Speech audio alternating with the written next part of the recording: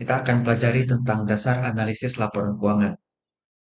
Adapun capaian pembelajaran yang diharapkan setelah kita mempelajari mata kuliah ini, pertama memahami prinsip dasar tentang laporan keuangan, kemudian aplikasi prinsip dalam konteks nyata, interpretasi kesehatan keuangan, sampai dengan nanti kita akan sadar terhadap tanggung jawab sosial dari analisis laporan keuangan ini. Kita masuk ke bagian pendahuluan terlebih dahulu. Ini adalah langkah penting dalam memahami kondisi keuangan suatu perusahaan atau entitas bisnis. Poin yang pentingnya kita harus memahami tujuan analisis laporan keuangan, kemudian sumber datanya, ini jelas dari laporan keuangan. Berikutnya kerangka kerja analisis, mau pakai analisis apa? Yang paling terkenal rasio keuangan, kemudian ada tren historis, perbandingan dengan pesaing industri juga. Yang keempat, pentingnya konteks industri, di mana perusahaan beroperasi. Jadi kalau perusahaannya sama-sama bergerak di bidang penjualan elektronik, perusahaan sebelah perputaran persediaannya lebih cepat daripada kita. Nah, berarti ini bisa menjadi suatu acuan pembanding juga. Kemudian faktor ekonomi dan bisnis, kemudian ada catatan akuntansi dan kebijakan. Ini perlu ya kebijakan akuntansi yang tepat. Kemudian tinjauan umum laporan keuangan dan peristiwa penting. Nah, kita masuk analisis laporan keuangan. Ini menganalisa laporan keuangan menggunakan konsep dan standar akuntansi keuangan. Konsep dan standar akuntansi keuangan ini diperlukan agar laporan keuangan itu tidak terjadi salah tafsir terhadap informasi keuangannya. Ini ada tahapan-tahapan dan metode tertentu agar dapat informasi menjadi suatu makna tertentu. Bisa pakai analisis vertikal, bisa pakai analisis horizontal, bisa juga pakai rasio. Berikutnya ada tujuan analisis laporan keuangan. Ini meliputi penyaringan informasi, pemahaman, peramalan, dan seterusnya. Ini berarti bahwa analisa ini untuk mengetahui kondisi perusahaan secara tidak langsung melalui laporan keuangan.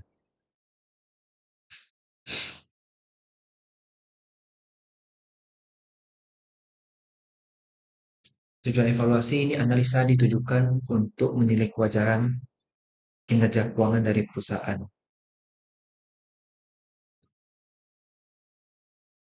Sebenarnya untuk memahami ini bisa lebih cocok di laporan keuangan ya.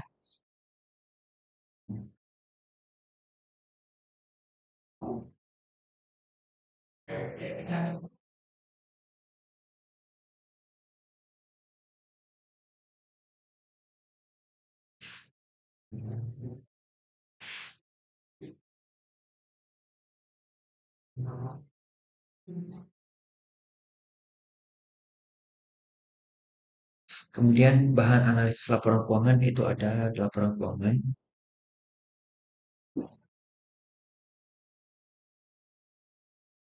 Kemudian laporan keuangan ini hanya dapat dilakukan dengan adanya pengetahuan mengenai keuangan.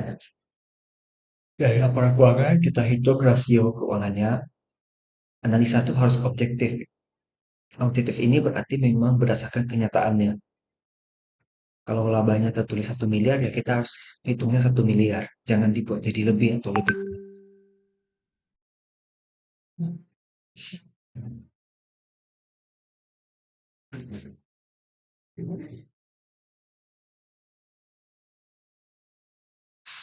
Laporan keuangan dijadikan sebagai bahan analisa. Itu ada kriteria umum tertentu ya. Kita perlu prinsip kehati-hatian dalam melakukan analisa laporan keuangan. Pos-pos akuntansi juga harus jelas. Ini ada metode dan teknik analisis laporan keuangan. Ada analisis rasio. Rasio ini berarti fraksi atau perbandingan sesuatu dibandingkan dengan sesuatu yang lain sesuai dengan apa yang ada dalam laporan keuangan atau laporan non keuangan juga bisa ya.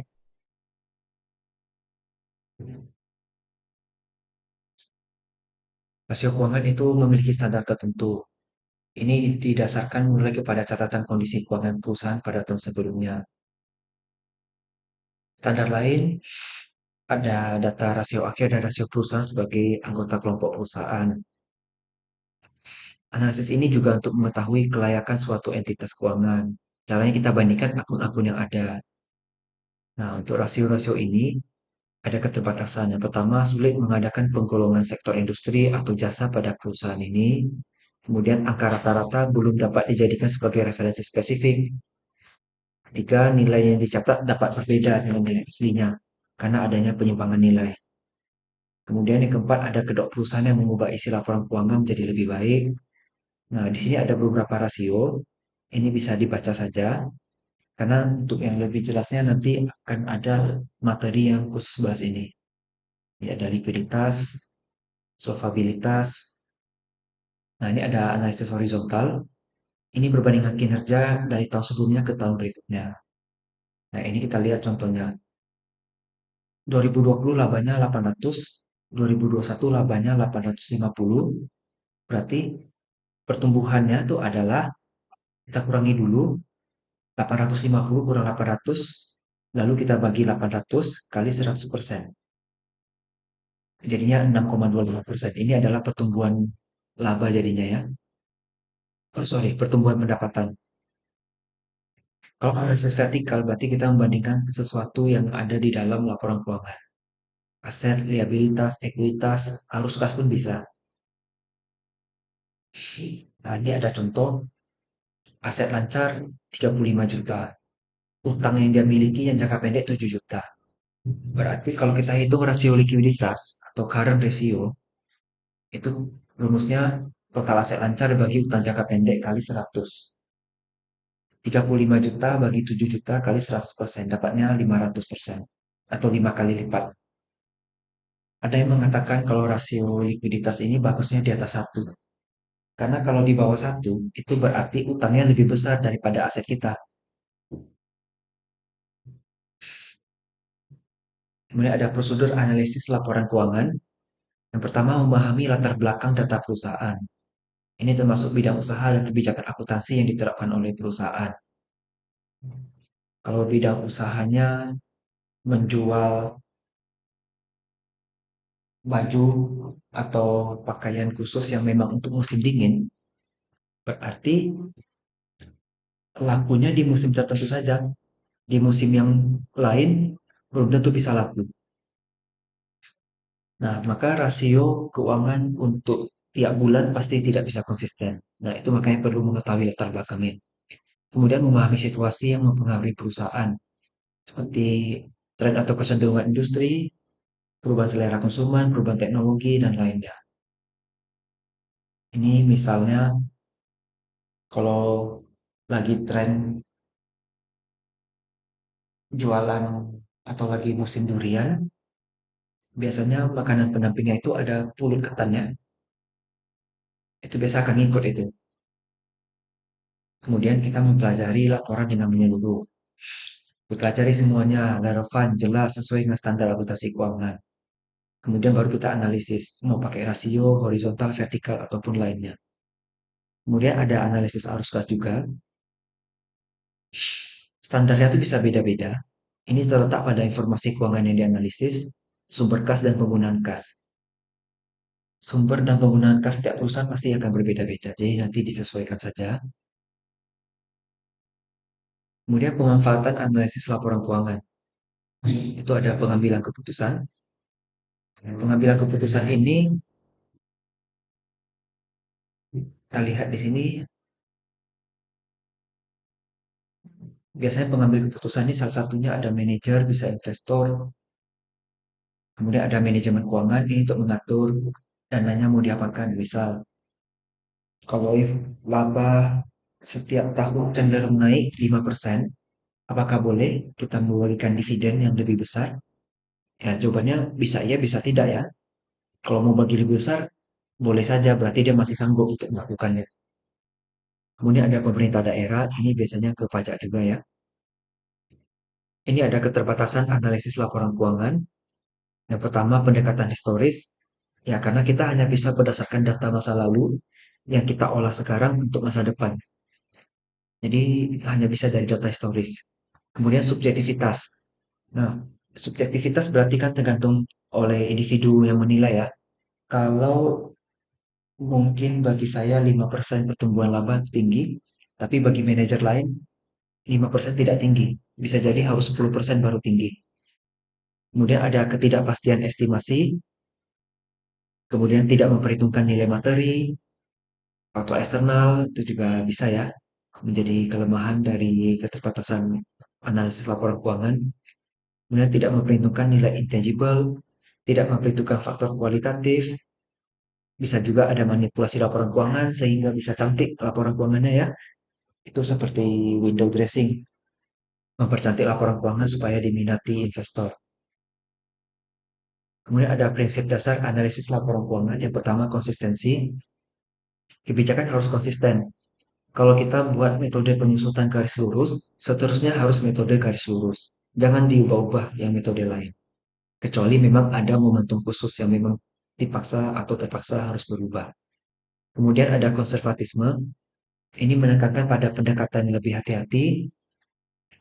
Kalau diterapkan hati-hati, ya biasanya rasio untuk yang kaitan dengan laba biasanya agak sedikit lebih rendah. Kalau kita nerapin konservatisme. Tujuannya memang untuk hati-hati, jadi kita mencegah ada biaya yang keluar lagi di masa depan. Kemudian ada pentingnya konteks industri, itu jelas. Kemudian materialitas, konsep material udah ada di akuntansi keuangan ya materinya. Jadi kalau ada sedikit saja yang berubah, itu bisa menyebabkan perubahan pada keputusan seseorang. Pemahaman atas kebijakan akuntansi, perbandingan antara perusahaan, keterkaitan antara laporan keuangan, perhatian terhadap rasio keuangan, analisis komparatif, ini juga semuanya bisa ya. Kemudian stakeholder menganalisis laporan keuangan suatu perusahaan. Nah, di stakeholder sini ada beberapa. Stakeholder itu kan berarti pemangku kepentingan. Yang memerlukan laporan keuangan kita itu siapa? Yang pertama ada pemegang saham, itu jelas karena mereka pemilik perusahaan. Mereka perlu untuk lihat profitabilitas mereka gimana, terus bisa nggak bagi dividen, atau bisa nggak pembagian laba gitu. Kemudian untuk manajemen, untuk kinerja evaluasi tentunya. Kemudian untuk kreditur, kalau perusahaan yang labanya bagus, ya biasanya akan dikasih. Tapi kalau labanya nggak bagus, jarang ada yang mau kasih. Kalaupun dikasih tidak full pinjamannya. Ini untuk karyawan ini kadang kalah aja ya. Bisa untuk melihat stabilitas dan kesehatan perusahaan. Kemudian pelanggan dan pemasok, ini untuk melihat keberlanjutan bisnis juga. Berikutnya pemerintah, itu untuk pajak biasanya. Masyarakat ini kalau yang sudah listing di Bursa Efek, mereka wajib listing, memposting laporan keuangan di website mereka. Sehingga masyarakat bisa tahu dan ada keterbukaan informasi. Nah, di sini ada kesimpulan dari materi analisis laporan keuangan. Ini ada beberapa pertanyaan diskusi. Nah, jadi ini materi tentang dasar analisis laporan keuangan. Semoga dapat dipahami dengan baik.